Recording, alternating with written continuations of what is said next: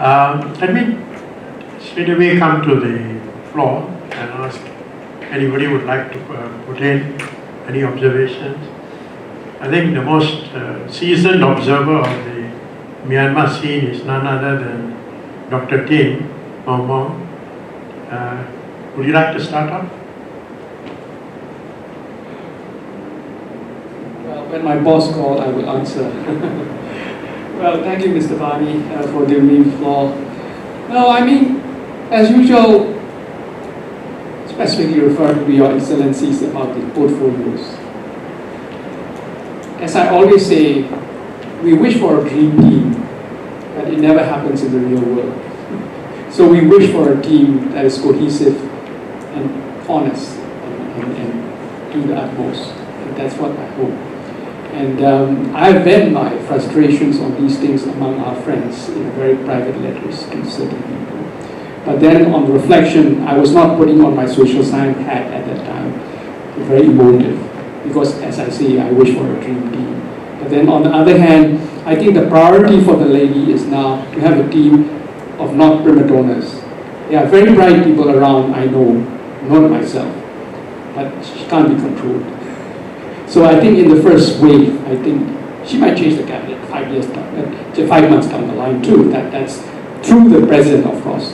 But I think that's how it is seen, and I think I will give them the benefit of doubt and hope that there will be enough. Well, in the first place, we can say that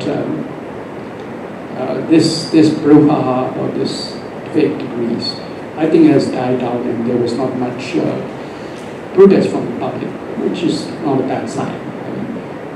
Technically speaking, if you want to uphold the highest moral standards, there should be a certain replacement. But there was a talk with BBC when it was mentioned that she had to take up 4 portfolios because certain people at the last moment decided not to come into the cabinet for whatever reasons. So I think she will be at a loss to replace these so-called people who are not smart enough to know what they are getting at. Thank you. But was it a way of drowning her with so many responsibilities that she can't function? Yeah, I mean that is one concern. So the big question is now so much integrity. It's a question of competency, right?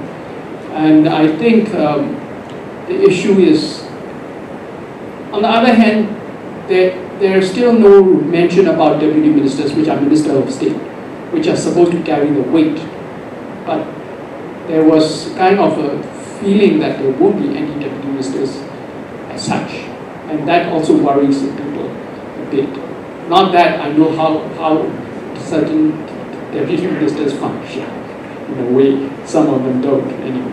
And they are now relying on this system, which is a hybrid system, which is, they are now reinstituting permanent sex.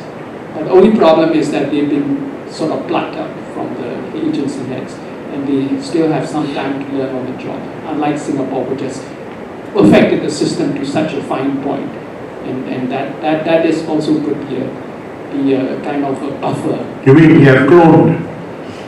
Yeah, I mean, in a way, the permanent sex are actually department heads which have been promoted, right, 2 years ago. So they are still learning on the job within the ministry, I suspect. But I think it's a good start in a way. But it takes time.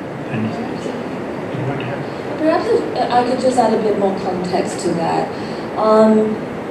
The thing about the civil service that we have in Myanmar today is really heartbreaking, and because it was crippled under General Ne Win. We had a Burma civil service, which was of course modeled, which was part of the Indian civil service. And just before the seminar, we were just talking about how in the past, members inducted into the Burmese administrative service, the Burma civil service, really had to go and do internships in India under the ICS. And in those days, in my grandfather's time, my grandfather was a politician in UNU's cabinet. To be ICS, BCS was really a mark of distinction, and these were and that class of permanent secretaries in those days of post-independence were the strong teams that really ensured policy implementation and continuity. And and then there was diversity of a multicultural, multiracial diversity too, that really placed these permanent secretaries on merit. But what has happened now is, after years under socialism of just having directors general as the highest rank of the civil service, we are unfamiliar with permsecs and deputy secretaries and so on. And one fine day under the Thein Sein administration, there was this move to institute or reintroduce permanent secretaries as the highest ranking civil servants. Now, of course, a bit tongue-in-cheek, that also coincided with a time when a few senior military officers were due for retirement. And one always finds a place, one has to find a place where to put them. But so there was a mix of these ex-military officers, as well as promoting the agency heads, the super directors general, so to speak, into positions of permanent secretaries under a presidential decree. So one of the challenges I think that the new government faces also is, how do you then start professionalizing the civil service once again and motivating them? Because the rank and file, there is a big gap between the rank and file and the people who are supposed to ensure policy continuity. Could I add to it? Absolutely, I agree. I mean, the Burma Civil Service had a tradition. The Burma Civil Service was an extremely respectable corps of officials. There was a period when senior military officers, as they were retiring, people like Colonel San Wing, for instance, even Ulapur was a military officer. They became deputy ministers who were then equated with permanent secretaries, but they were called deputy ministers, and some of them eventually became ministers like Laporte. With regard to the cabinet, yes, there is a bit of power share, structured power sharing, I think, which could not be helped, but which is something to again keep monitoring. The army militarily will retain 3 portfolios. One, the Interior Ministry, which means that internal administration will be the responsibility of the military. Number 2 is defense. So all defense procurements, and this is I'll spend a minute on that, will be under the military. And thirdly, border affairs, which is relations with China, Thailand, Bangladesh, etc., will be controlled by the Border Affairs Ministry. So these 3 ministries will continue to remain with the military. Also, a segment of the parliament, of course, will comprise uniformed officers. This is a bit unique, except for in Thailand. I think I know no other country where these are the role of the military is structured in a way. I mean, we all criticize the Pakistani system for the military being powerful, but to have it written into the constitution is something which is new to us. But I agree with you, Professor, that this is the Nash equilibrium. If you can't get the best, which you won't, you settle for the second best. That is all right. As to the credibility, I was a little concerned about hearing what I did about the nominee for the Finance and Commerce Ministry. But apart from that, it's okay. I mean, she will hold 4 portfolios. I hope it's not to keep her down, but I was also a little concerned with her statement that I will call the shots, and that is that. I mean, that's what she said to the BBC. But, I mean, it's not a statement coming from someone with very pluralist, predilections. And we in our part of the world have heard,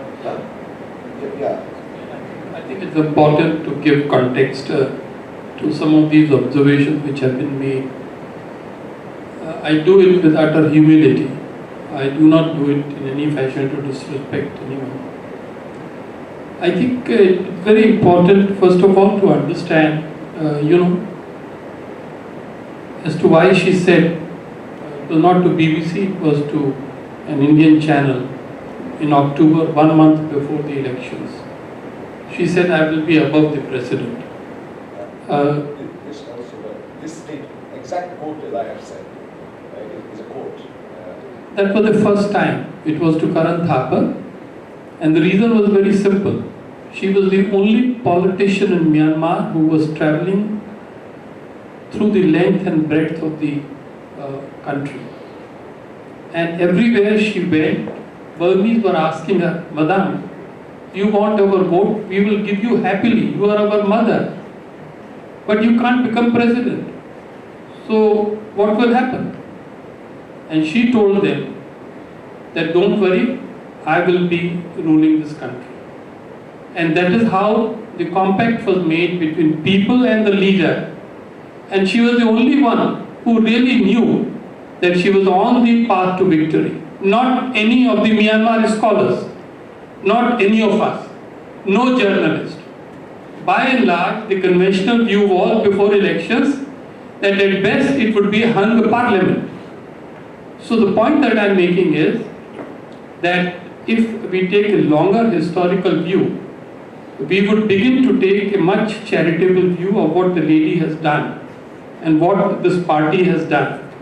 To say that 4 days back there was the army parade, let me tell you, sir, every year for the past 54 years this parade has taken place. And what Commander-in-Chief said was absolutely nothing new. Every year he says that. Why? Because it is there in the 2008 Constitution. It was a constitution which is the basic law on the basis of which all these elections took place. The point to remember is that while he's saying what he's saying, his behavior has changed. He has accepted a government which is now run or will be run by his adversary, by the lady who spent 15 years in the house arrest as prisoner of conscience. So what I am trying to say is that if you take a deeper and longer historical view, and if you recognize that the people of this country have suffered immensely, then automatically deep empathy would come from your own heart, not because of any prejudices, but because of your scholarship, because of your drawing lessons from history. This is the point I am making. I would also like to say much as I could, and I am very happy to hear you say that, but I think it is not to be presumed that India-Myanmar relations will return to the golden age just like that. I think we will have to work for it for the simple reason that today the international situation is very complex. She is very close to the Western countries. She has to be very nice to China. And on top of that, she cannot really run a foreign policy which would be very different from the foreign policy of President Thein Sein and the one which army likes. Therefore, essentially what I would say in a very brief conclusion here at this stage, you are seeing a country which is an old country but in a new shape. It is entirely based on the compact between two old adversaries who are now condemned to work as partners. If this lady and this commander-in-chief can work together, and if the two institutions of this country could work together, which are largely, by the way, Burman, not much has to do with the ethnic angle, then this country can move forward. On the other hand, if they cannot find a way to work together, then obviously, as I mentioned, risks are possible. I think at this stage, those who wish them well, those who want Myanmar to succeed have no choice but to be a little more kind-hearted and charitable. And my final thing, let's be very clear. Myanmar scholars, international journalists, writers are busy giving a long list of problems and challenges that Myanmar faces today. They don't mention the name of the country which does not have challenges. Myanmar is not the only country which has challenges. And let me assure you, the ethnic issue, in Muslim, Buddhist connection, Rohingya issues, these may be important to some of us. They are not going to be the top priority for her. These are issues which have been part and parcel of this country since 1948. Her main problem is going to be, first of all, how to deliver on the economic front, as she rightly said, how to deliver on the administrative front, and given our own makeup, given our own background, how to make a mark on the international stage. These are the three issues, which is what I think going to make sense. 2 cheers, 2¼ cheers, 2½ cheers, I don't know. I don't have a measurement. I give it's a priority. Yeah. I'm sorry. No, your priority.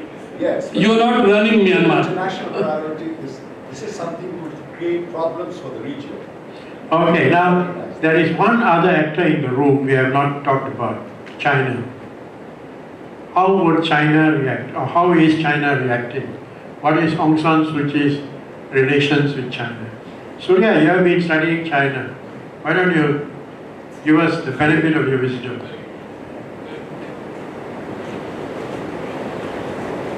But as has already been stated here, obviously Aung San Suu Kyi or whoever else advises her will be very mindful of the growing importance of China, certainly. And to that extent, I think China may not be able to breathe down the neck of Myanmar to the extent it was able to do during the military rule in Myanmar up until now. But certainly the factor which is referred to as China factor will be almost as important as before. Certainly it will not go away. And to the extent she is able to mend fences with countries which have not been all that well disposed towards her in the past, that will be a plus for her. Of course, the list is not necessary to be disclosed here. I mean, everyone here knows that. Why not? No, of course. I think you need to talk a little bit more openly about Myanmar-ASEAN relations. Because that's the case of Oil knows it much better than I do.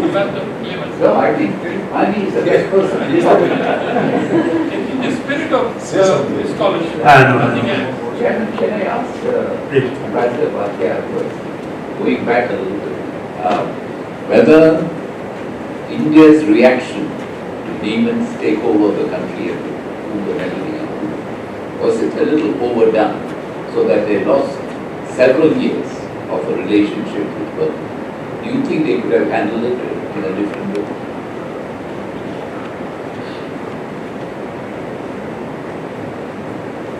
It's a very perceptive question, and I think since we are now talking about 1988 to 1992, it's only proper that scholars should. I say to the context of what you reacted, saying that the golden era of Burmese Myanmar-India relation is not at hand. You cannot take it for granted. I fully agree. That's why when you look back, history is always the teacher of what can be done in the past. Do you think India overreacted? I remember very well the political context, and what seems to be the overreaction was anchored on the fundamental calculation that her victory was around the corner, that army has lost it and it would not be able to regain power. That was the fundamental miscalculation, and it is in that context I think probably now one could say that it could have been handled differently. There is criticism even in India about that period. But I want to say, sir, explain this very clearly that I arrived on the scene to craft and execute the dual track policy under the leadership of Prime Minister Narasimha Rao. I was part of the team and I've explained the story in the book. But despite our having done that, since then till now, there is a very strong liberal lobby in India, which continues to be extremely favorable to Madame Aung San Suu Kyi. This we have to appreciate. So while you have the strategic community which says that, look, go and deal with the people who wield power. Others who said no, this was actually unwise policy. So in a way, you'll have to watch India very carefully. Now, at a time when once again Myanmar will have, if not 2 centers of authority, there will be 2 tracks of the governance. I use this very carefully, 2 tracks of the governance. And undoubtedly, India will have to connect with both of them, not just India. I would submit ASEAN and the rest of the world will have to connect and talk to that country through those 2 tracks of governance in future. ASEAN-Myanmar relations, 3 points. The first person, or first leader, ASEAN leader, who thought he could make a change and change Myanmar opening up was Dr. Mahathir Mohamad. He sent his envoy, Razali, to try and open up, but that didn't happen because Razali was there for his own ends, and Mahathir got a bit fed up that he was not being listened to. The second person who tried it was Mr. Lee Kuan Yew himself. He tried to show by the way Indonesia, under Suharto, had moved from a military regime to a civilian regime. He tried to show that there was a possibility. But the way Suharto fell, frightened the lives out of the army, and they went back into their foxhole. The third opening was Operation Nargis, when again it was opportunity, and it was Surin Pitsuwan who first made the statement about right to protect. I don't know whether he did it at the behest of anybody else, but Surin then asked ISAS to send a team to record the opening up of the country, and we have a book, I think Moe and Pavil went there on the ground and they saw the opening of how aid was being accepted, received and all that. So after that came it was not a deluge, it was a trickle, because there was a lot of fear whether the walls of Jericho will just tumble. That was the fear of the military. But once this breach had been done, and as I told you, we had gone there, one of the first people to go and interact, and they felt comfortable. They felt comfortable. And they were also in the multilateral system in Myanmar, in Geneva and all. They said, yes, we can deal with the West. So gradually they became. One advantage that the Myanmarese elite had, which Laos, Vietnam and Cambodia didn't have, was English, the English language. The Myanmaris are masters of English language. Our teachers were English. So they had a running start in terms of bringing administration along. So as the military receded, ASEAN and the rest of the world were able to do business, and so they were brought in. They were brought in at the Kuala Lumpur summit because Dr. Mahathir Mohamad wanted to make it a perfect 10. Some of us felt it was a bit too early, but things have turned out to be all right. I'll give more than 2, I'll give 2.5. Yeah. Can I just ask, can you address the question that Dr. Bhatia brought up? Can ASEAN deal with the 2 tracks Myanmarese government? In other words, 2 centers of power. It sort of sounded a little skeptical about it. Well, they have. I think they have to decide. The Myanmarese system must decide who is going to speak for them. It's not. We dealt with the military in Indonesia. We dealt with the civilians, and we still are dealing with both sides. So it's a question of how they themselves come together and then put a common front towards us. But I think it can be done. Yeah, I just wanted to add that with regard to regional organizations, there are 2 other regional organizations that Myanmar can become actively involved in. One is BIMSTEC that you referred to. In fact, it's true that in 2008, Myanmar also became observer of SAR. And in the November, I think 12th, 13th November 2008 BIMSTEC summit, they participated at the level of KC and at summit level.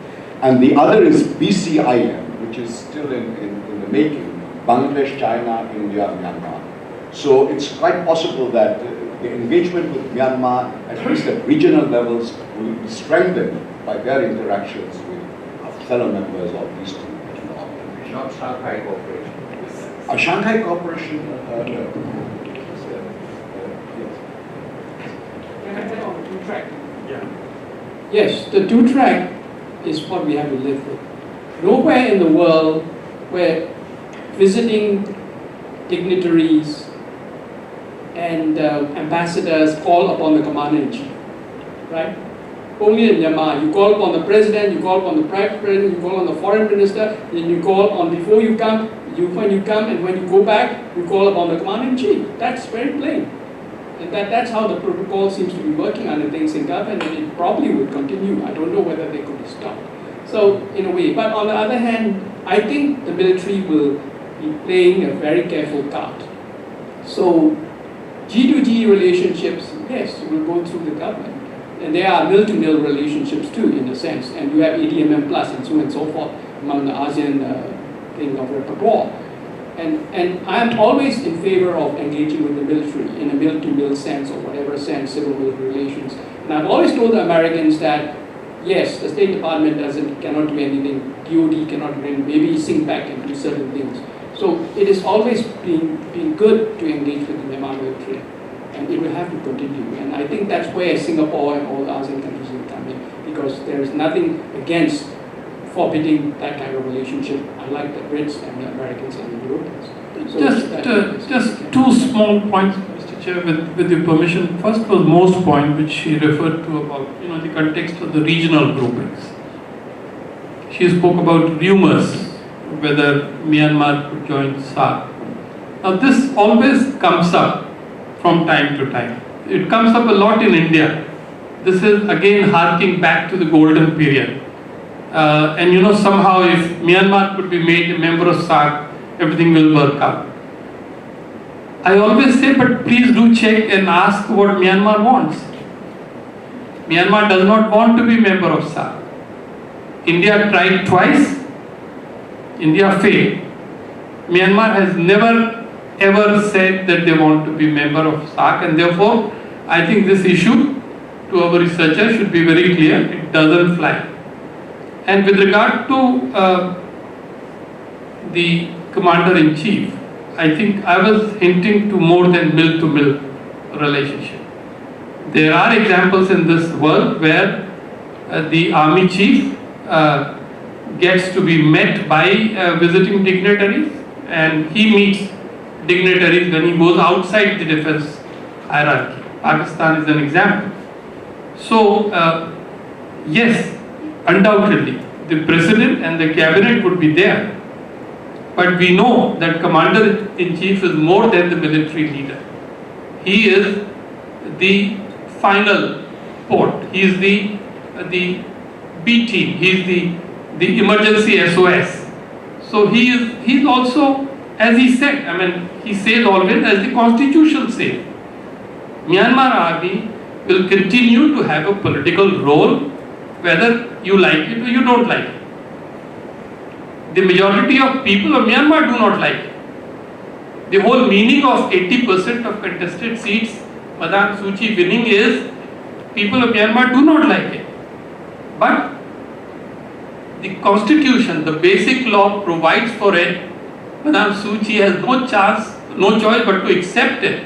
And therefore, I think I would simply say very briefly that scholars on Myanmar, without being emotional, have to recognize the hard political reality. It is not enough to say, oh, we have not seen it anywhere else. This is the reality that we have to recognize. We can't change that. Anybody else? Yes, please. Hi, I'm John Pan, a senior fellow at Hi, John. How are you? Hello, that's funny. Well, thank you to the panel for a very insightful discussion. I was just reflecting on this matter of giving 2 cheers and 2.5 cheers and so on, and all given in good spirit. But it raises for me a kind of recollection of one observation I have about the case of Myanmar and the way in which it has become a sort of a symbol or an arena, right, for a lot of our pet issues, so international issues, for example, about human rights abuse and so on, and these get projected onto Myanmar in a uniquely polarizing form. I refer to this, the sort of military era, and as Ms.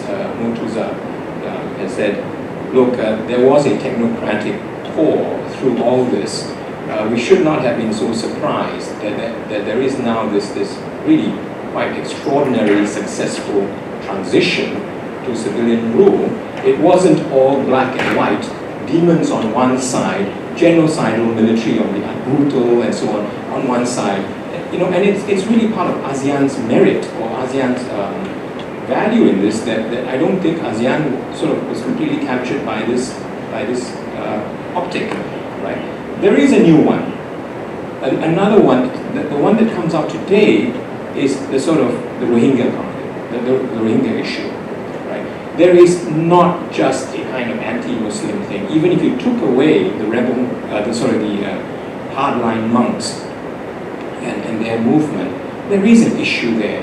And so I think, you know, from an ASEAN perspective, one might want to look at long-standing historical issues in Myanmar, and I refer to 2, if I may.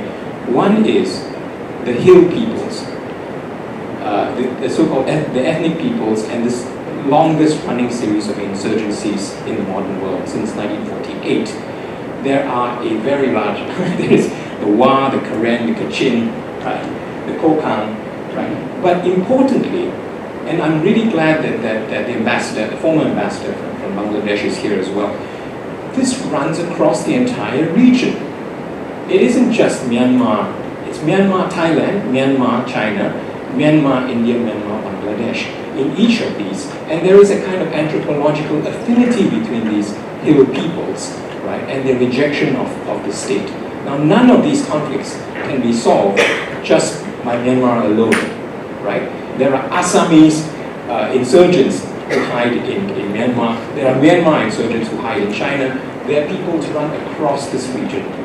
And you know, the opening of Myanmar encourages you to take a look at this related, this kind of striated set of conflicts and the way in which they can be solved. And I think some sort of Myanmar, China, Bangladesh, India thing would be important in this regard. And second is the issue, I'm afraid, of immigration out of Bangladesh. It is large, and it isn't just to Myanmar. Granted, there is a so-called Rohingya issue, but it isn't just to Myanmar. It is to India as well, to Northeast India, which again has its difficulties with Delhi, right? It is an area which is again has a separatist movement, just like North Myanmar, upland Myanmar, right? So, as well as to Malaysia, migration to Malaysia, illegal immigration and so on, and there is a human trafficking issue. So these two, immigration, and I think that the ethnic minorities of these regions and their integration into the sort of the state structure, the post-war state structure. These are two things that one might look at in these calculations. Yeah, that's a very, very pertinent issue, the minorities. And that could really break up, because there's no solution so far. And Aung San Suu Kyi has done what she could, but I think the road is very long and very far. Anybody else? Okay, let me bring this session to a close, because I can see our chairman wilting, and it's not fair to keep him long here. So let me say what a pleasure it has been for me to be able to given the honor for chairing this.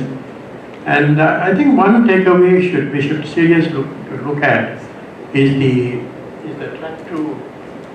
the track two idea, to see whether we can implement the track two process and see where it leads. Thank you.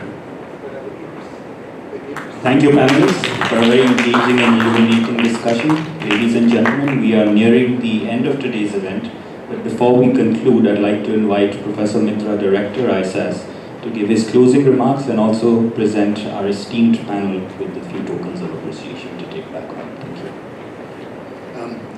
Our mentor and chairman, Ambassador Pillai, Ambassador Rajiv, Bhatia, distinguished members of the panel, Ambassador Chowdhury, Ambassador Iftekhar, Ms. Moe Thuzar, distinguished members of the audience. On behalf of the ISAS community, it's my opportunity to make a few closing remarks by the way of a vote of thanks. I'm very, very pleased that we had this very cerebral, very au fait discussion of an important country, and ISAS cherishes these occasions. I would like to thank you all for making it possible. That was the easy bit.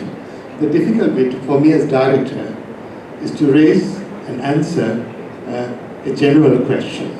I mean, ISAS is a think tank, it's not a book club. And ISAS is funded entirely from the tax dollar. If I take work time and get this excellent events team to organize these things, I have to explain why we do it. It has taken me a whole year, completing my first year as director of ISAS. It has taken me a whole year to understand the ISAS strategy and ISAS intention behind these occasions. You see, as books go, a good book is the lifeblood of a master spirit. I mean, one has to really write a book, and if not, one should take the time to read a book.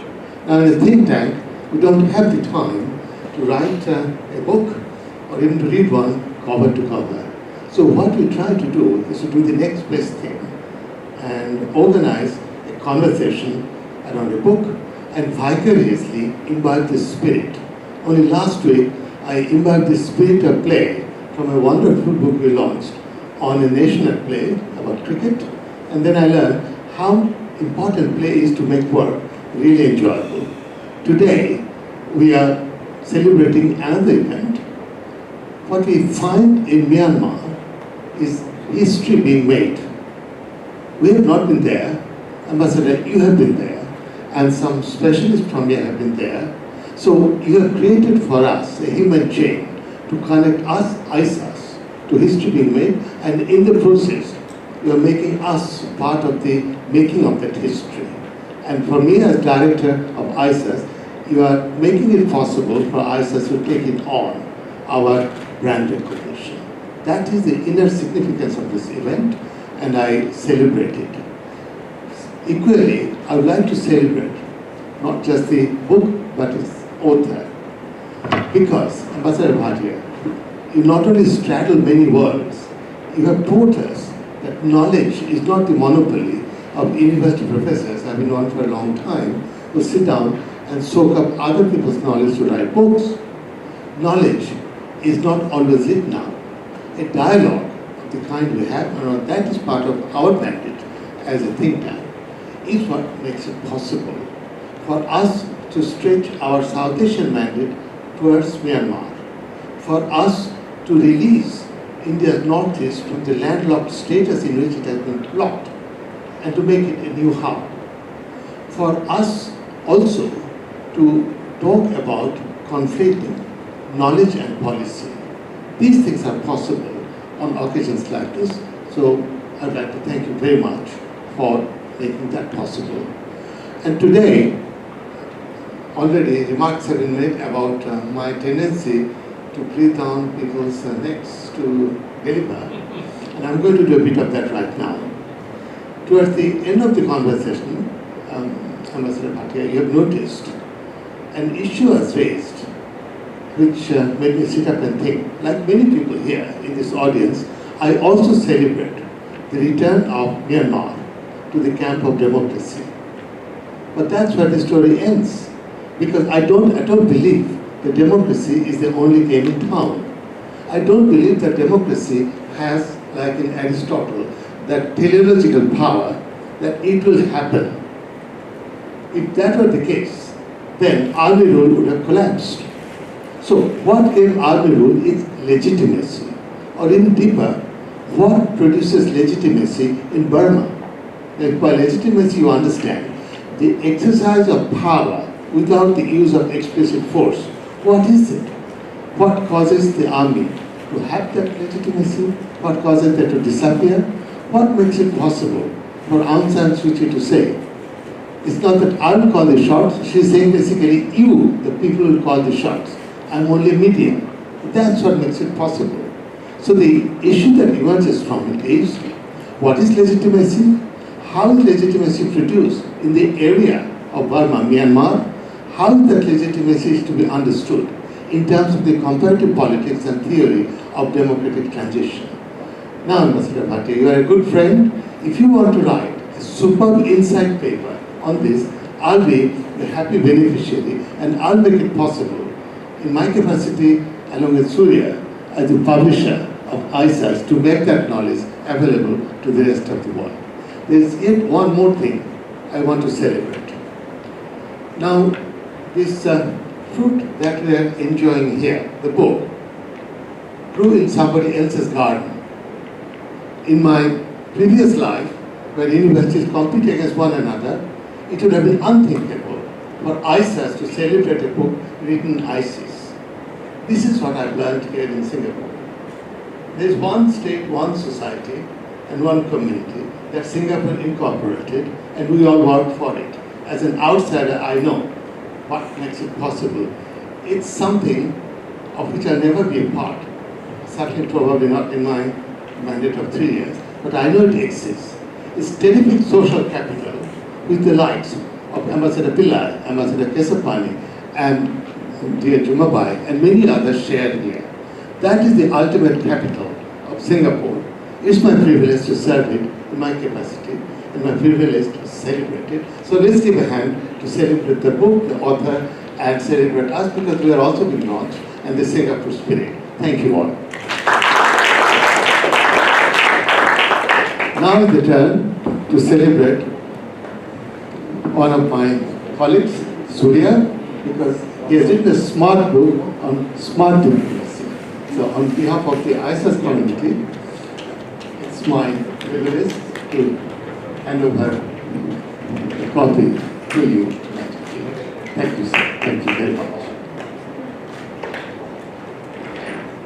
Ambassador, this is my privilege, and thank you for that spirited mentoring of this conversation.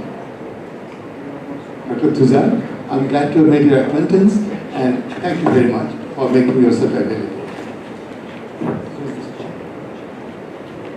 This is my second question. Now, I can only say in Bengali because you are a part of us. This is Ganga Jale Ganga Puja. Thank you. Thank you all. Now, please join us for a cup of tea.